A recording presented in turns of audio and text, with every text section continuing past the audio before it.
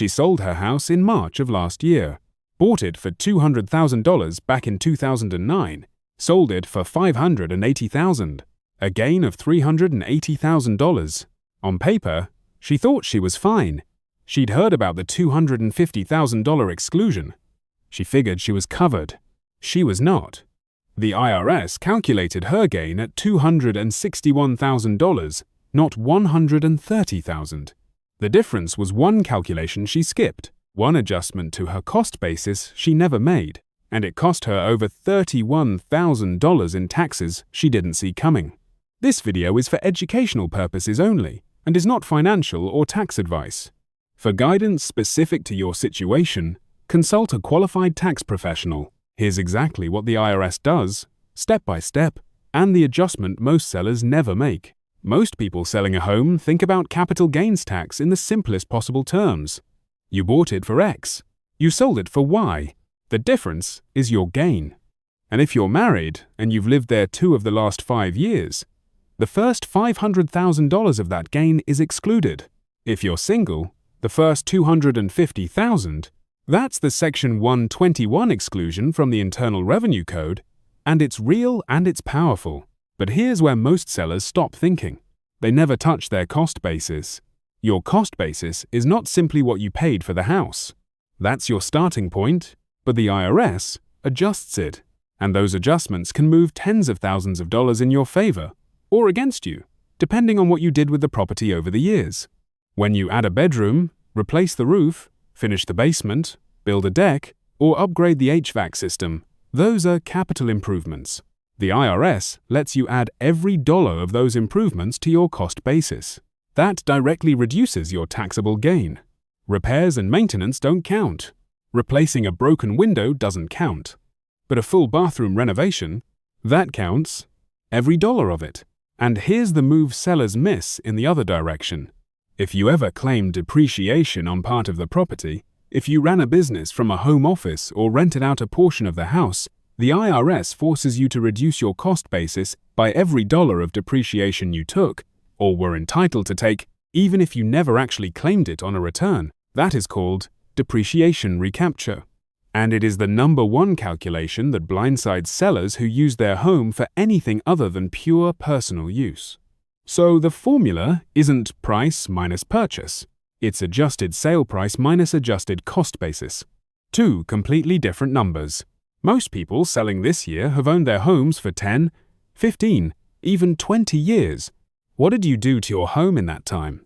Drop the year you bought it in the comments. We'll tell you what categories to start looking through. Let's walk through the full IRS calculation, the way a tax professional does it. 5 steps. Each one matters.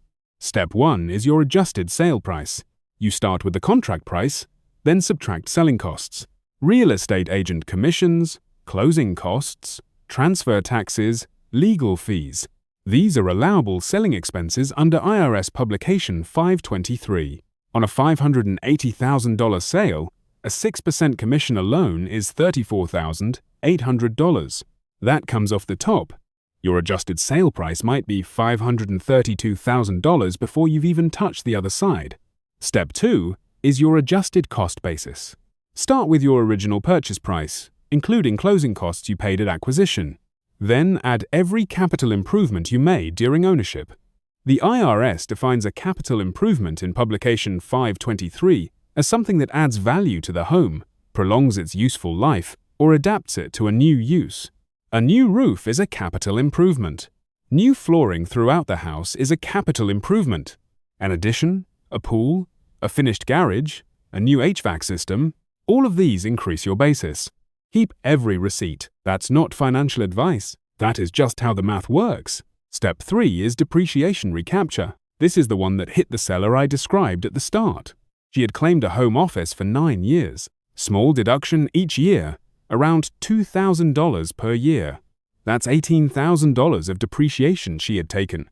The IRS required her to subtract all $18,000 from her adjusted cost basis.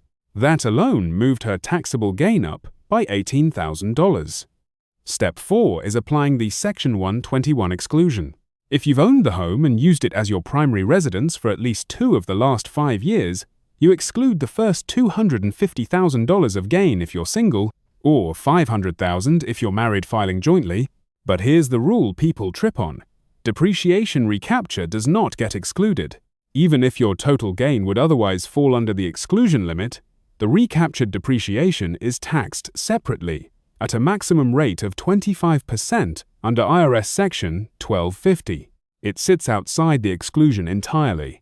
Step 5 is your actual capital gains rate. Whatever taxable gain remains after the exclusion is taxed at long-term capital gains rates since you held the property for more than 1 year. For the 2024 tax year, those rates are 0%, 15%, or 20%, depending on your taxable income. A single filer needs income above $518,900 to hit the 20% rate. Most sellers land in the 15% bracket. So let me show you both versions of the same sale. Seller A doesn't track improvements, buys for $200,000 in 2009, sells for $580,000. Subtracts $250,000 exclusion. Taxable gain, $130,000. At 15%, that's $19,500 in tax. Seller B did the same deal but tracked everything. She added $81,000 in capital improvements over the years. Kitchen renovation, new roof, a finished basement. She also had $100,000 in legitimate selling costs. Her adjusted basis is now $281,000. Her adjusted sale price is $480,000. Gain before exclusion, $199,000. She applies the exclusion. Taxable gain, 0. Same house, same sale price. One seller owes $19,500. The other owes nothing. The only difference is the paperwork. If this changed how you think about what your home is actually worth to the IRS, that's exactly what we break down here every single week. Personal finance for people who are still building it, not people who already have it made. Subscribe and you won't miss the next one. Here's what to do right now if you own a home you might sell in the next 1 to 10 years. First, start a capital improvements folder today. Physical or digital, doesn't matter. Every receipt for every project that adds value, extends the life of the property, or changes how the property is used goes in that folder. The IRS doesn't care what you remember. It cares what you can document. A handwritten estimate you found in a drawer will not hold up. A contractor invoice with a date and a scope of work will. Second, pull your prior tax returns and look for any year you claimed a home office deduction or reported rental income from the property. If you find it, make a note of the total depreciation claimed. If you're not sure, a tax professional can run a depreciation schedule based on your returns. You want to know this number before you're sitting at a closing table, not after. Third, know your filing forms. When you sell, the transaction gets reported on IRS Form 8949 and then summarized on Schedule D of your Form 1040. Your real estate agent is required to file Form 1099-S with the IRS reporting the gross proceeds. The IRS already has that number. What they're waiting for is yours. Fourth, do not assume the exclusion covers you. Run the actual numbers first. If your gain is close to the $250,000 or $500,000 limit, a single missed capital improvement could push you over, and you'd owe taxes on the overage. That's a calculation worth running before you accept an offer, not at tax time in April. One more thing that most people overlook entirely. If you inherited the property, the rules are completely different. Inherited property gets a stepped-up cost basis equal to the fair market value at the date of death of the original owner. That can eliminate an enormous taxable gain in one move. A house your parent bought in 1980 for $60,000, and that's now worth $600,000. If you inherited it, your basis is $600,000, not $60,000. That's the difference between owing $81,000 in capital gains taxes and owing nothing. Under current law, that stepped-up basis rule comes from Section 1014 of the Internal Revenue Code, and it applies to inherited property, not gifted property. The distinction matters. Here's a question worth answering right now. Have you ever tracked your capital improvements? Yes or no? Because the comments on this video will tell us exactly who the IRS is going to collect from this year. The IRS calculation for capital gains on a home sale is not complicated, but it has steps. And every step you skip is a step the IRS fills in with the number that benefits them, not you.